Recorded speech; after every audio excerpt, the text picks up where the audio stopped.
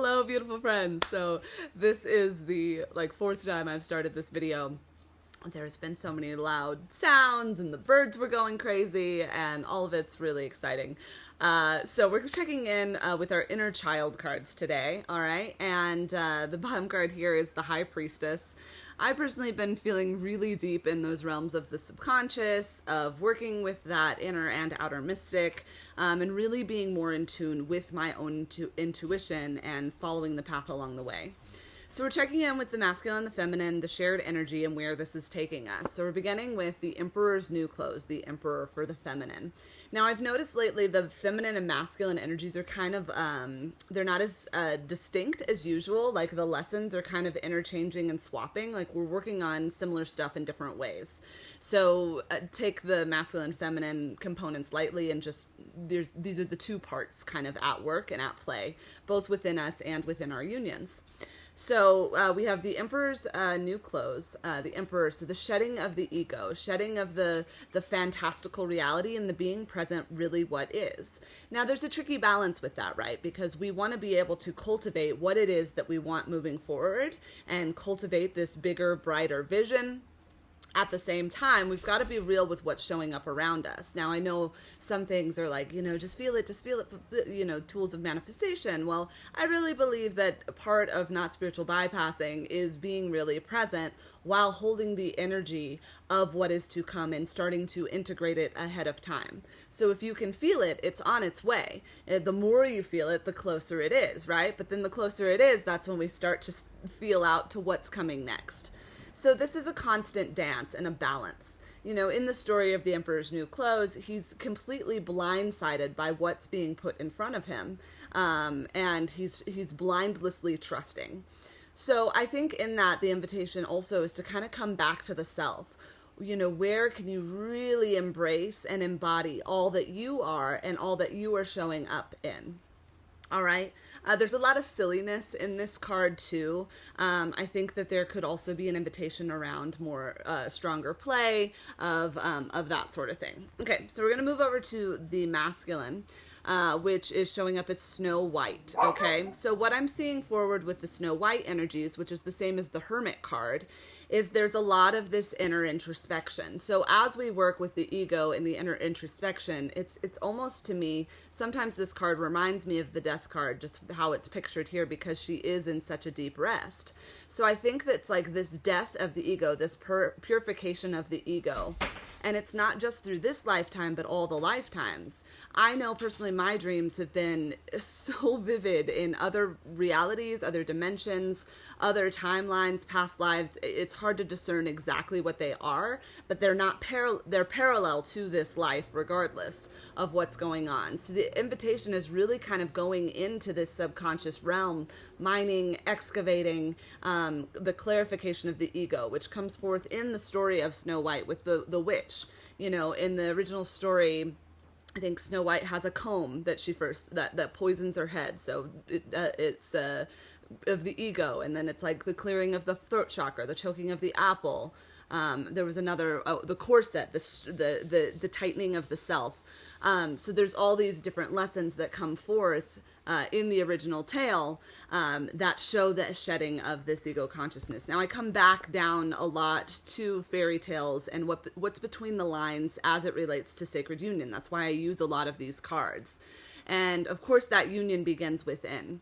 But all of the tales, begin with with the longing of the love, and then the moving through the hardships of facing different realities, facing fears, all of these alchemical points that we must hit so that we can conjoin with the beloved. Now, I know a lot of those tales, it really focuses on the journey of the feminine, because the feminine goes first. I think it happens quite quickly for the masculine because he is more of alignment when it comes to the earthly action. We're bringing down the spirit more intricately. And of course, this goes on for both of us.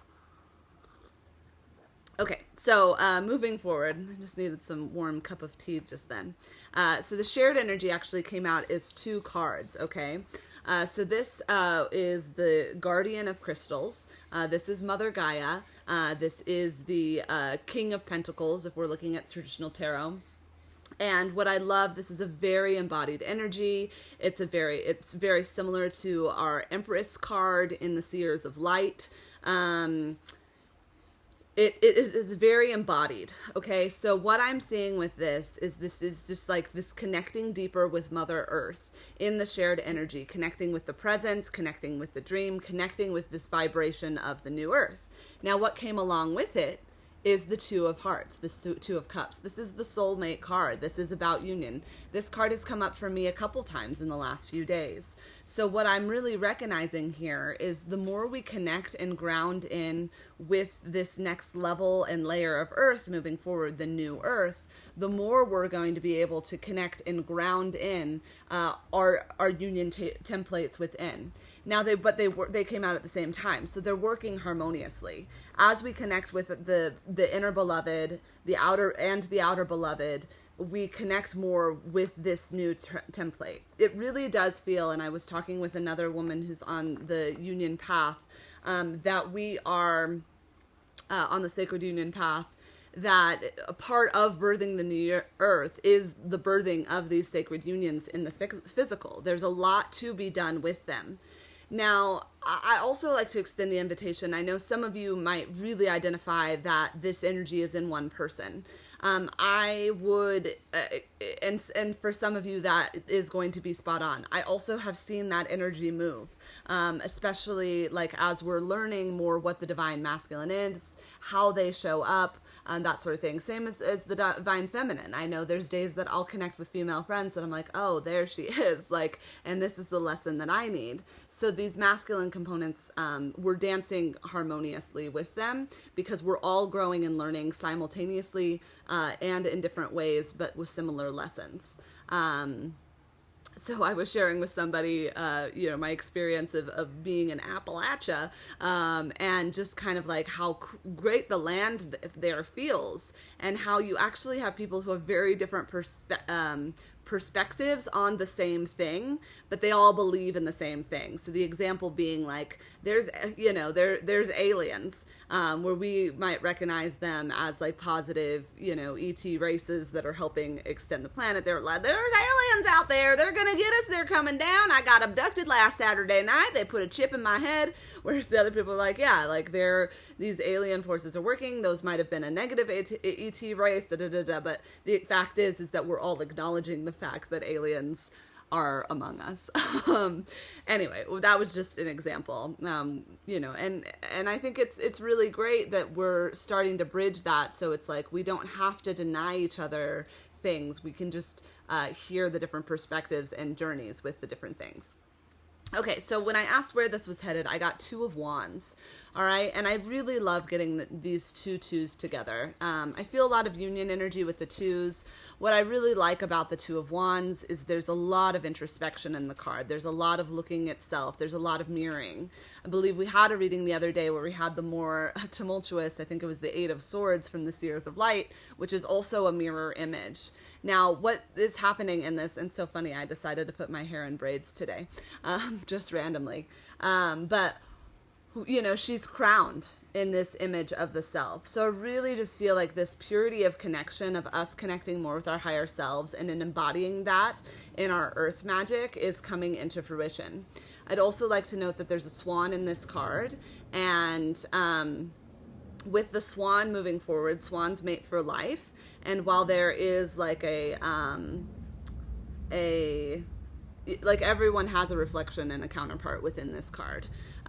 So yeah, keep trucking forward, keep being receptive. I do feel like there's a strong message this time to rest, to be receptive, to ground, to be with Earth.